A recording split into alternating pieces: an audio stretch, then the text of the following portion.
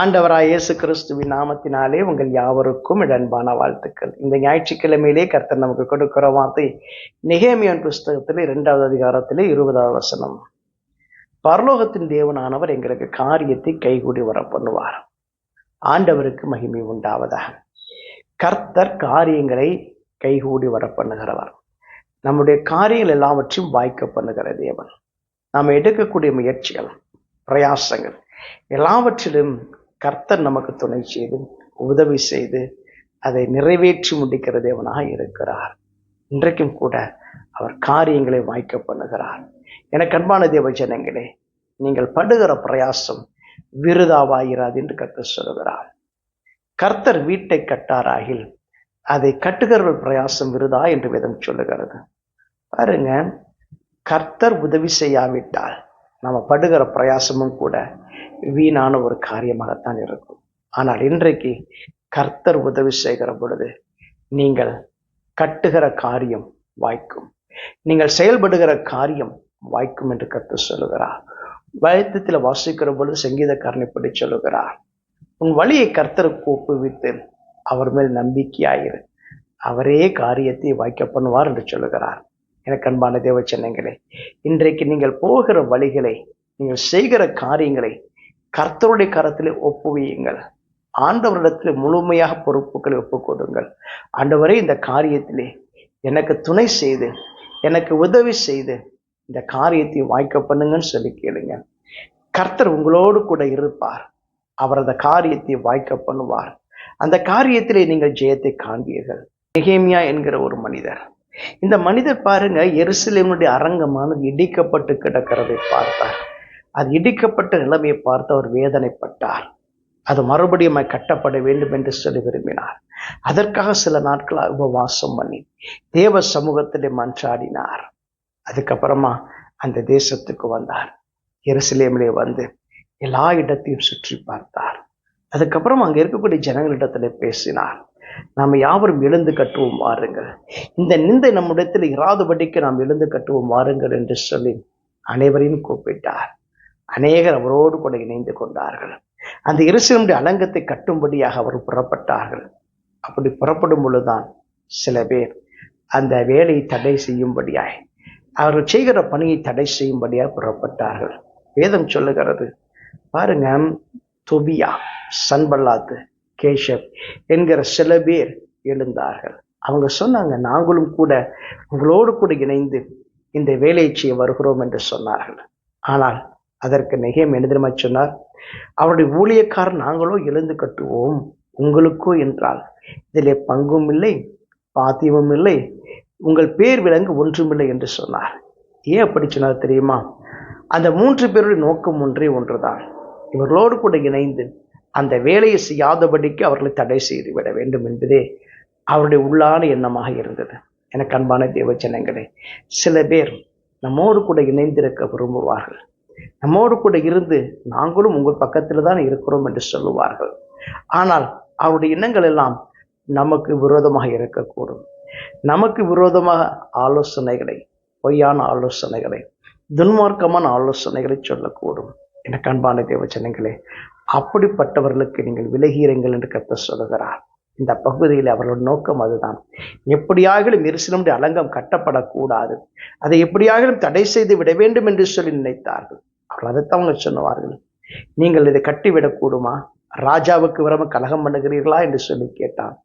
எனக்கு அன்பான தேவ ஜனங்களே, இன்றைக்கும் கூட நீங்கள் செய்கிற பணியை தடை செய்யும்படியாய், நீங்கள் செய்கிற ஊழியத்தை தடை செய்யும்படியாய், கர்த்தருக்கென்று நீங்கள் நினைக்கிற பணியை நிறைவேற்றாதபடிக்கு தடை செய்ய வேண்டும் என்று சொல்லி சில பேர் முற்படக்கூடும், செயல்படக்கூடும். ஆனால் கர்த்தர் உங்களை அவர் கரங்களில் இருந்து விலக்கி பாதுகாத்துக் கொள்வார். அந்த இடத்துல பாருங்க, எருசலேமுடைய அலங்கம் கட்டப்பட ஆரம்பித்து விட்டது. எல்லா இடத்திலையும் இருக்கக்கூடிய, எல்லா பகுதியிலும் இருக்கக்கூடிய ஓட்டைகள் எல்லாம் அடைக்க ஆரம்பித்து விட்டார்கள். அந்த எருசலேமுடைய அலங்கம் முழுவதுமாய் கட்டி முடிக்கப்படுகிறது. அதை கட்டி முடிக்க போவதற்கு முன்பாக பாருங்க, இவங்கெல்லாம் பேசுறாங்க. எதிர்மா சொல்றார் தொபியா, அந்த இடத்தை பார்த்து இதை ஒரே நாளில் கட்டி போடுவார்களா, கட்டி முடித்து விடுவார்களா, அந்த சுட்டரிக்கப்பட்ட மண்மேடுகளா இருக்கக்கூடிய அந்த அலங்கங்களுக்கு மறுபடியும் உயிர் வருமா என்று சொல்லி பரியாசம் பேசுகிறார். கோபத்தோடே அநியாயமாய் பேசுகிறார். எனக்கு அன்பான தேவச்சனங்களே, உடைக்கப்பட்ட இடம், நொறுக்கப்பட்ட அந்த கற்களை மறுபடியுமாய் கட்டும்படியாய் நெகேமியாவும் அவரோடு கூட இருக்கக்கூடிய யூத ஜனங்களும் முற்படுகிறார்கள். அதற்கு விரோதமாகத்தான் இப்பொழுது தோபியா பேசிக் கொண்டிருக்கிறான். எரிச்சலோடு பேசுகிறான், சக்கந்தம் பண்ணுகிறான். அது மாத்திரமா, கூட இருக்கக்கூடிய உணர்வுன்னு சொல்லுகிறான். அவர் கட்டினால் என்ன, ஒரு நரி ஏறி போனால் கூட அந்த மதில்கள் உடைந்து போகும் என்று சொல்லுகிறான். கேலி பேசுகிறான். எனக்கு அன்பான தேவச்சனங்களே, நீங்கள் செய்கிற பணியை குறித்து நிந்தையாக பேசக்கூடும், சில பேர் கேலியாக பேசக்கூடும். அதையெல்லாம் நடக்கவே நடக்காது, அதையெல்லாம் முடியவே முடியாது என்று சொல்லி உங்களை பார்த்து நகைக்கக்கூடும். ஆனால் எனக்கு அன்பான தேவச்சனங்களே, கர்த்தர் உங்களோடு கூட இருக்கிறார். பரலோகத்தின் தேவனானவர் உங்களோடு கூட இருக்கிறார். பரலோக சேனை உங்களோடு கூட இருக்கிறது. கர்த்தர் உங்க காரியத்தை வாய்க்க பண்ணுவார். அந்த இடத்துல நெகேமியா அந்த முழு அலங்கத்தையும் கட்டி முடித்தார். வேதம் சொல்லுகிறது 52 நாட்களுக்குள்ள அந்த அலங்கம் கட்டி முடிக்கப்பட்டதாக வேதம் சொல்லுகிறது. ஆண்டவருக்கு மகிமை உண்டாவதாக. எனக்கு அன்பான தேவச்சனங்களே, நீங்கள் எடுக்கிற காரியத்தை, முயற்சியை கர்த்தர் முடித்து கொடுப்பார், நிறைவேற்றி கொடுப்பார். அது தேவனாலே கூடும். இன்றைக்கும் கூட அவருடைய கரங்களில் இந்த பொறுப்புகளை ஒப்புக் கொடுங்கள். ஆண்டவரே, இந்த பணியை நான் உங்களுடைய கரத்தில் ஒப்புக் கொடுக்கிறேன், நீங்க இதை பொறுப்பெடுத்து எனக்காக நிறைவேற்றி கொடுங்கன்னு சொல்லி கேளுங்க. கர்த்தர் உங்க காரியங்கள் எல்லாவற்றையும் ஜெயமாய் முடித்து தருவார். அந்த நெகேமியா அற்புதமாய் ஆச்சரியப்படும்படியாய் 52 நாட்களுக்குள்ளே அந்த எருசலேமுடைய அலங்கத்தை கட்டி முடித்தார். அதுக்குள் வாசல்கள் போடப்படாது இருக்கிற பொழுது பாருங்க, அந்த இடத்துல இருக்கக்கூடிய அந்த தொபியா மறுபடியுமாய் என்ன பண்ணாதுன்னா, நிறைய பேர் அனுப்பிச்சான், போய் அவரிடத்துல பேசுங்க, நாம எல்லாம் சமாதானமா பேசிக்கலாம்னு சொல்லி சில பேரை அனுப்பினான். ஆனால் நெகேமியா அதற்கு செவி கொடுக்கவில்லை. நான் மிகப்பெரிய வேலை செய்து கொண்டிருக்கிறேன், என்னுடைய வேலை தடைபடக்கூடாது, நான் கர்த்தருடைய ஊழியத்தை செய்கிறேன் என்று சொல்லி உறுதியோடு கூட தேவ பணியை நிறைவேற்றினார். அதனுடைய வாசல்கள் போடப்பட்டது. அதற்கு வாசலில் காவற்காரர்கள் வைக்கப்பட்டார்கள். அது மாத்திரமா, அந்த இடத்திலே லேவியர்களை நியமித்தார். எனக்கு அன்பான தேவச்சனங்களே, அந்த முழு எருசலேமுடைய அலங்கமும் கட்டி முடிக்கப்பட்டது. அதனுடைய வாசல்கள் கட்டி முடிக்கப்பட்டது. அதில் நியமிக்கப்பட வேண்டிய எல்லா விதமான வேலைக்காரர்கள் நியமிக்கப்பட்டார்கள். அற்புதமாய் தன்னுடைய வேலையை, தன்னுடைய பணியை நெகேமியா நிறைவேற்றி முடித்தார். அதுபோலவே கர்த்தர் உங்களோடே கூட இருந்து நீங்கள் நிறைவேற்ற வேண்டிய பணியை, நீங்கள் செய்ய வேண்டிய பணியை முழுமையாய் நிறைவேற்றி முடிப்பதற்கு கர்த்தர் உதவி செய்வார். இன்றைக்கும் கூட பரலோகத்தின் தேவனானவர் உங்களுக்கு காரியத்தை கைகூடி வர பண்ணுவார். நீங்கள் எதற்கும் அஞ்சாமல் முன்னேறி செல்லுங்கள்.